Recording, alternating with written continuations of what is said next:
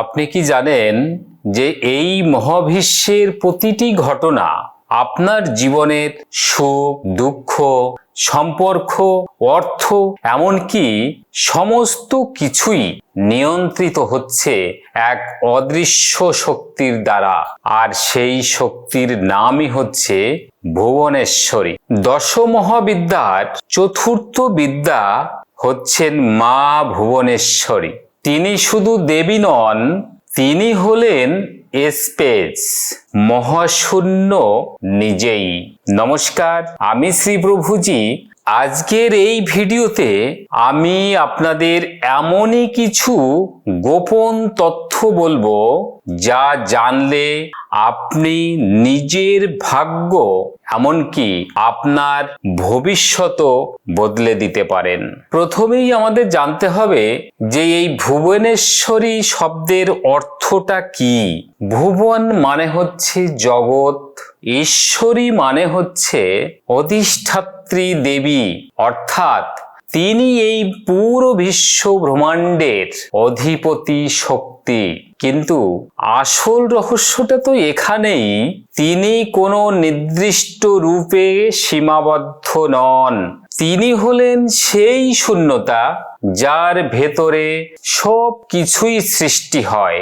আপনি কি জানেন যে আপনার চিন্তা, ভয়, স্বপ্ন সব কিছুই এক ধরনের স্পেসের ভিতর দিয়ে তৈরি হয়, আর সেই স্পেসটাই হলো ভুবনেশ্বরীর শক্তি।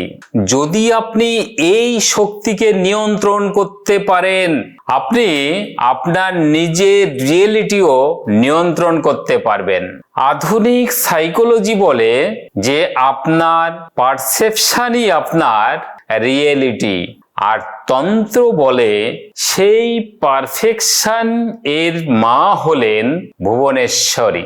মানে আপনি যা দেখছেন, যা আপনি ভাবছেন, যা আপনি চিন্তা করছেন, যা আপনি কল্পনা করছেন, সমস্তই হচ্ছে মা ভুবনেশ্বরীর খেলা। তন্ত্রমতে ভুবনেশ্বরী হলেন মহাকাশ তত্ত্ব। এই মহাকাশ তত্ত্বটা যেমন যেখানে সময় নেই, সীমা নেই, ভয় নেই, যিনি এই তত্ত্ব উপলব্ধি করেন তিনি আর সাধারণ মানুষ থাকেন না, তিনি হয়ে ওঠেন চেতনার মাস্টার। আপনি কি জানেন যে জীবনের প্রাচুর্য, সম্পর্কের শান্তি, আপনার মানসিক স্থিরতা, তাহলে আপনাকে ভুবনেশ্বরীর শক্তির সাথে কানেক্ট হতে হবে। এই ভুবনেশ্বরী দেবীর কাছে পৌঁছানোর কল্পনা আপনি করুন এবং তার সম্পর্কে জানার বা বোঝার আপনাদেরকে আমি সহজ 5টি প্র্যাকটিস বলছি। এই 5টা প্র্যাকটিস আপনি সহজে করবেন। প্রতিদিন 5টা মিনিট আপনি চোখ বন্ধ করে ভাবুন, কল্পনা করুন যে আপনি অসীম আকাশের মধ্যে ভেসে চলছেন। কোনো সীমা নেই, কোনো ভয় নেই, কোনো ভাবনা নেই। এইভাবেই আপনি ধীরে ধীরে কানেক্ট করবেন ভুবনেশ্বরীর সাথে। মনে রাখবেন, আপনি নেহাতি ছোট নন, আপনি কোথাও গণ্ডিবদ্ধ নন, আপনি সীমাবদ্ধ নন, আপনি সেই মহাশূন্যের অংশ যাকে আমরা বলি ভুবনেশ্বরী। এই ভিডিওটা যদি আপনার চিন্তা ভাবনা বদলে দেয়, তাহলে এক্ষুনি একটা লাইক করুন এবং কমেন্টে লিখুন জয় মা ভুবনেশ্বরী। আর এমন আরো অনেক রহস্য জানতে অবশ্যই করে আমার এই চ্যানেলটিকে আপনারা সাবস্ক্রাইব করে রাখুন এবং নিত্য নতুন, খুবই রহস্যজনক, আশ্চর্যজনক এইরূপ ভিডিও আপনারা শুনতে থাকুন।